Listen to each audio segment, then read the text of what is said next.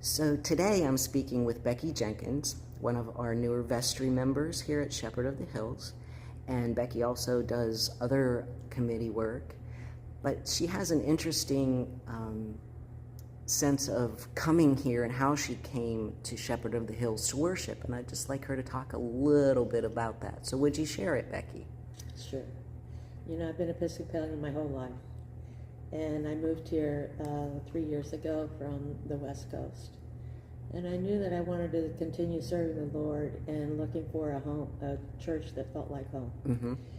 I drove by here and noticed the church on the hill, which first got me interested in coming. And then once I got here, I had Father George, who is our priest. If you haven't heard a sermon from him, you really need to. He's very dynamic. He puts it where you are.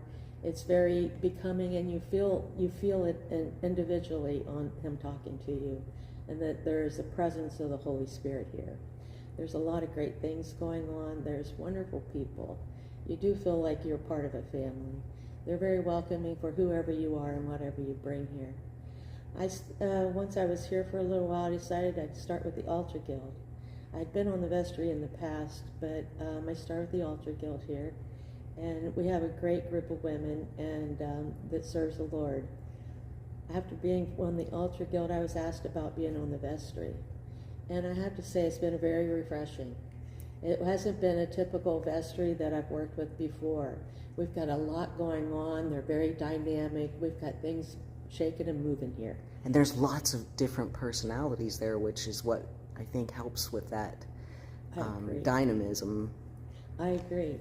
And when we did a blind little study in our vestry group, we each wrote down what our goal was that we saw that the church is helping in the community.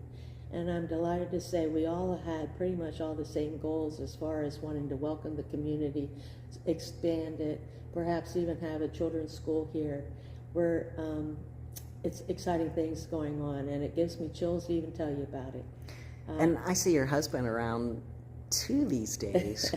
My husband was going to be a hermit when we got married, and he married a social butterfly.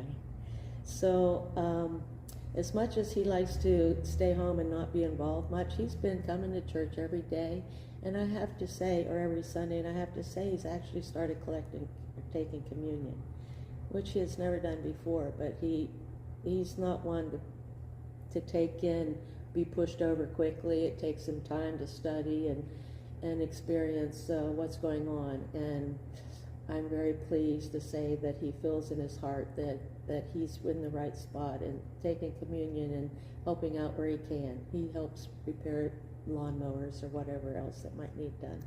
All of the things that need done, the quiet things that no one knows about, they're all important. And he has found a place there, it seems like. Yeah.